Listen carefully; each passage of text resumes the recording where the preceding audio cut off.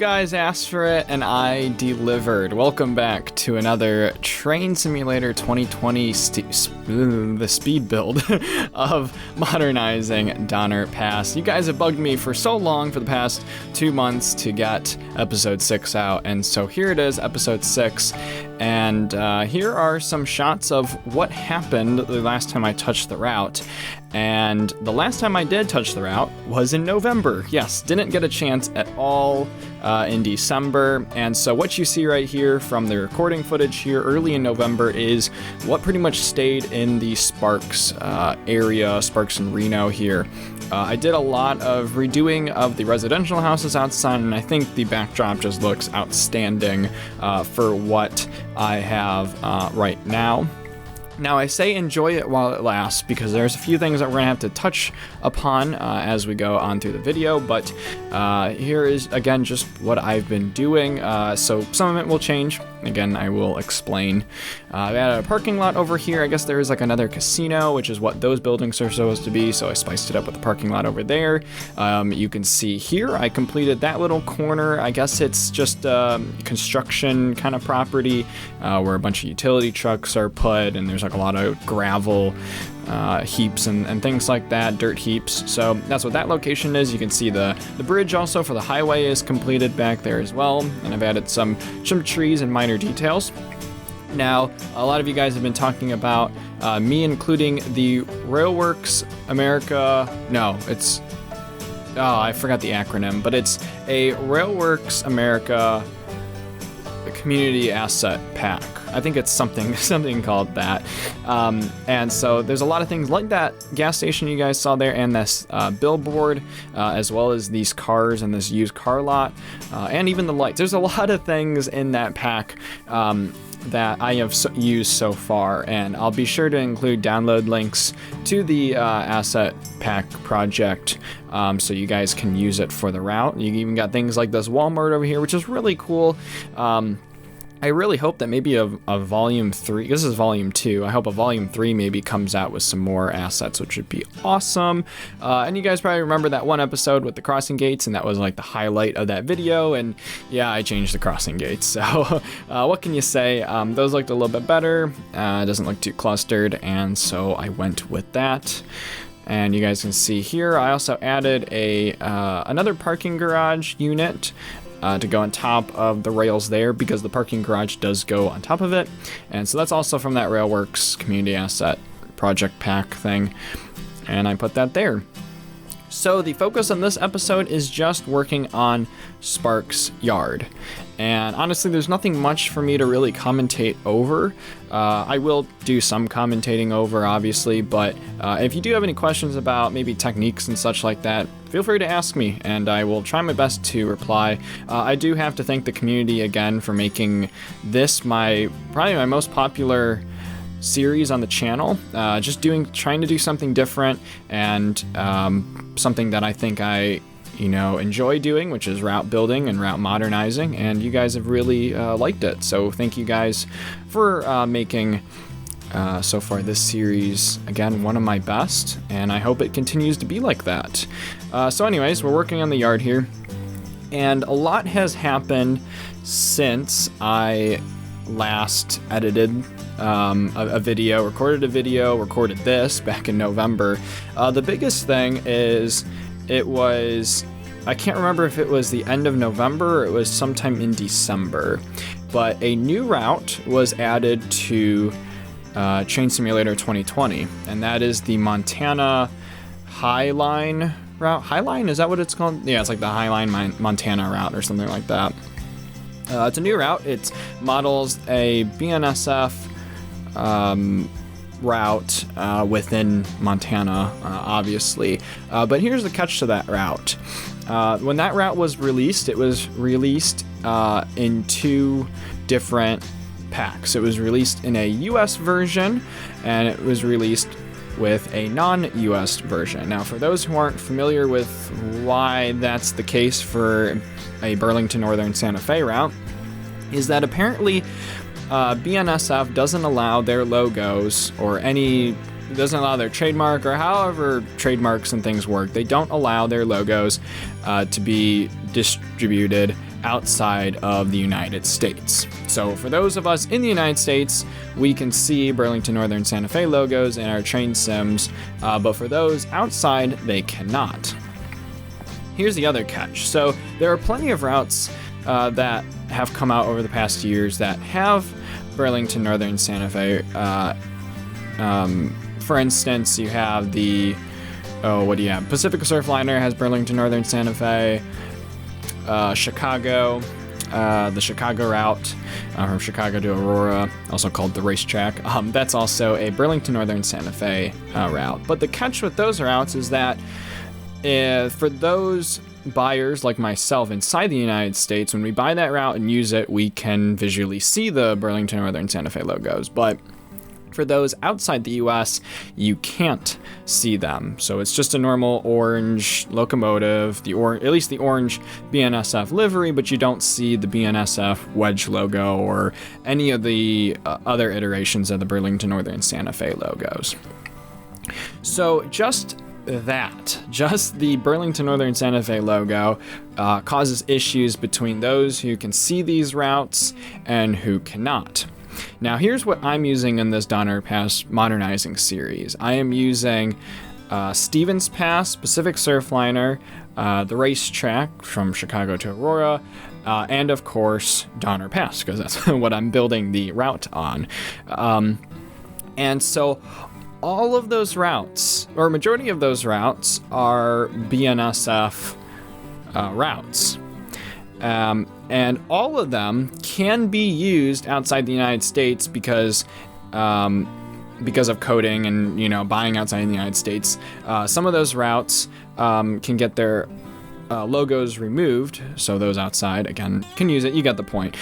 Except, all of them do that except for Stevens Pass. Stevens Pass is the odd one here. It was created by G-Trax, and for whatever reason, G-Trax did not make a second version or incorporate some system to where those outside the United States could not see the Burlington Northern Santa Fe wedge logo. I don't know why. And I've gotten, I guess you can say it's a lot of complaints, but a lot of people have been kind of upset that I'm using majority of the assets here is Burlington Northern Santa Fe.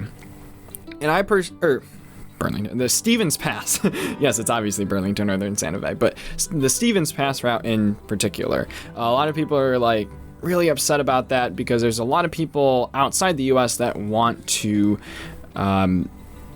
drive on this route once it's released. And again, obviously those outside the US can't because I'm using Stevens Pass. So here's the thing, and when I said earlier, soak in what you see because things will be different, well, things will be different for sure. I have decided to replace everything Stevens Pass that you currently see on the route with the Montana Highline route. The reason being is because since Montana has two versions with BNSF logos and without BNSF logos, the logos, with both of those packs, the assets are pretty much identical across both of them, which means if I were to build with the US version of that Montana BNSF route and I have it available on the Steam Workshop for everyone, even the people outside the US who have the non-BNSF logo pack of Montana can still use the route because the assets are technically identical to both. That's at least my theory, and I brought that question up on the Steam discussion board, and a lot of people agreed to that it shouldn't matter. The assets should be the same for both. I only questioned it for this because I believe both Pacific Surfliner and the racetrack, Chicago to Aurora, didn't have two versions. It was just a single version, but if it was offered outside the US, like they are, you can't see the BNSF logos. In this case, there are two DLC packs for the same route. Again, one with the BNSF logos, one without. So that's the only reason why I questioned it for so long and haven't done much within the past month, is because I wasn't sure on what that answer was going to be. The other problem I have is that if I do what I'm going to do and switch to using the Montana assets and it doesn't work still, then that's definitely going to be a big disappointment for me, because this is going to be a big overhaul, completely getting rid of the Stevens Pass stuff and putting the Montana stuff down. So yeah, there's a lot on the line with that being said, and it's still kind of... It makes me cringe because I put so much hard work into this. I mean, all the track you see I'm using is all Stevens Pass track. Majority of the roads are all Stevens Pass roads, and a lot of the buildings are also Stevens Pass buildings. And it pains me that I've spent so much time, and instead of making progress, I'm now backtracking because I'm using a different route now.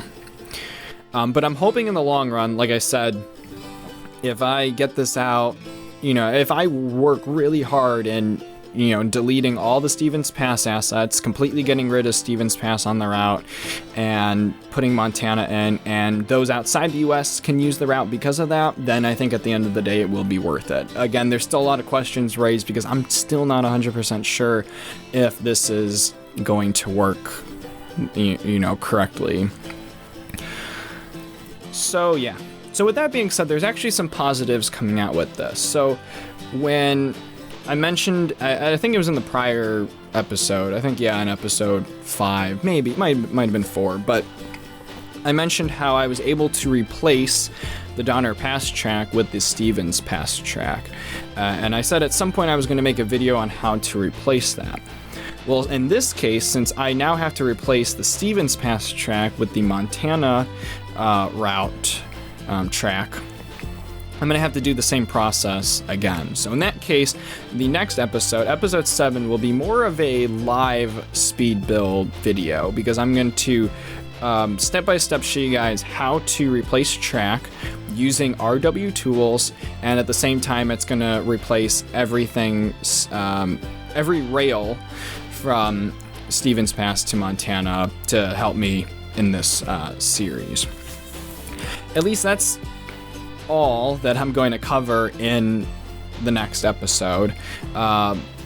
Things like, you can technically do the same, so how you change out rails using RW tools is pretty much the same as changing assets as well.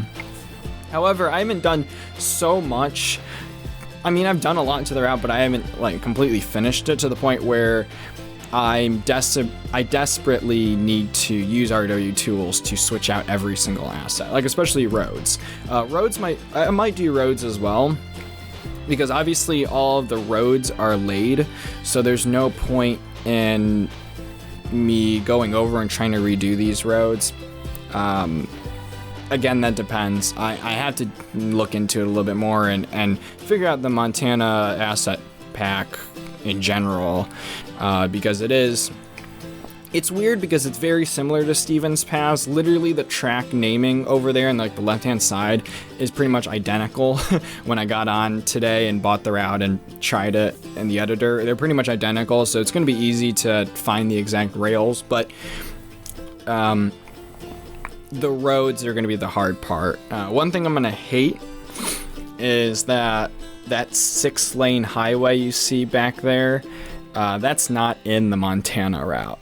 And I was hoping so badly that it was going to be in there, and it's not. And a lot of the roads in general are also, that are in Stevens Pass, are not in Montana. And that was one of the things I was afraid of, is that there's going to be a lot of assets in Stevens Pass that won't be in Montana, and vice versa. I say vice versa because it seems like there is a lot of variety in the asset pack on Montana as well, so that should be helpful. But yeah, I'm at the point now where now it's turning into a bigger task than it should have been. I kind of wish that G-Trax had just made a non-US version of the route. I don't know why. I don't know why they haven't yet.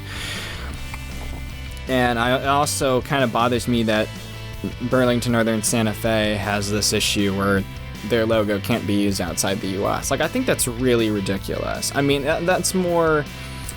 I mean, it's a company thing. But, I mean, why would you not allow your logo outside? Like, that's pretty much free promotion right there. Like, every other... And it's I mean, I don't really know how much outside countries pay attention to what goes on in the railroading industry in America. I mean, there might be, because there's a lot of overseas containers that are put on trains. But sometimes you can't really control what railroad company is, taking that cargo, to its location in the U.S. or outside the U.S. I mean, like I said, it's really annoying, and I don't know. I still sit here and I just kind of... I sit here and kind of disgust that, and then at the end of the day, it comes down to, like, this route building stuff. Like, it's just a simulator. Like, come on. You can't allow your logo, like, outside the... Like, it bothers me. So, yeah. So, anyways... But the next episode, like I said, I'll show how to replace tracks using RW tools, and then there's going to be a lot more off-camera stuff with just redoing everything. Again, the roads are going to have to be changed because there is no 6-lane highway in the Montana route, and so I'm either going to have to use the Pacific Surfliner road or use the Chicago road. The Chicago road might not be too bad. I've been staying away from it because there's some coloring issues with the Chicago roads that I don't like. And also, if you're not running the game at high graphics settings, there's this really bad cutting of the Chicago road assets. It's really weird. Like, it's not really a clipping error. It's like the further away you get, like, the less road you see. It's something weird. For those of you who have the Chicago route and maybe noticed that or maybe played with those assets, you'll get it. But there's some weird error with the road splines and stuff in Chicago. I mean, thankfully, I'm playing this on a good high-end computer, so I can run it at higher graphics settings and it doesn't do that weird clipping thing. But, we'll have to see. So that's something I'm going to have to figure out off camera. So, yeah. That's pretty much been my rant for this episode. But yeah, like I said, other than that, we're just finishing the yard. I was really impressed by this yard, though. It turned out really, really good. And I'm loving like I said, well, I'm going to say I'm really loving the Stevens Pass track, but the same exact track assets are used in Montana, and those are also phenomenal. I mean, like I said, they're identical. So these track assets are phenomenal. I think they're probably the most realistic out of Train Simulator as well.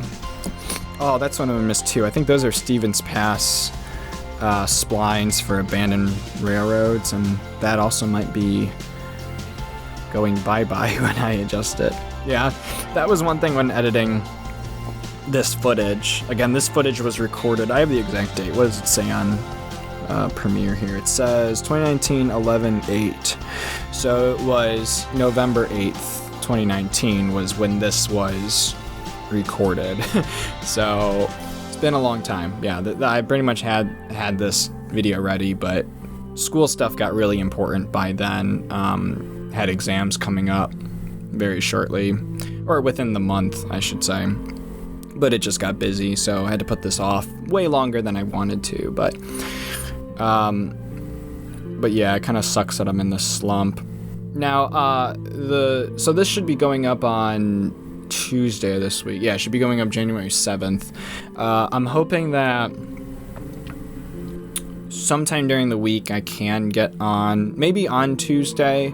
I work early in the morning at my college, but hopefully when I get back, I might dig right into trying to work on this route, because I know a lot of you guys are excited to get your hands on this, and it's probably going to take a crazy long time to get done, but if I put it off longer, the longer it's not going to be completed. And my school schedule is going to be really wacky too, so it's a matter of, time management and when things are going to get done. So hopefully I can do that sooner than later. And like I said, hopefully we can get everything sorted out. Again, it's going to suck by the end of the day if it doesn't work out, both in two ways, whether replacing the Stevens Pass stuff will, work, and HeartW tools can cooperate with me. And if again, those outside the US can still use it. So yeah, it's a shame I'm using routes that have conflicting issues like this, but I don't know. I guess at the end of the day, just got to cope with what there is and just kind of move on from it. So again, that has been my rant. That has been my talk. But like I said, I'm looking forward to continuing it. I will talk about things that I have done outside of camera as well. So obviously you saw all the detail out there, and I pretty much haven't touched it since then. So everything you see is pretty much up to date with what's actually there. I've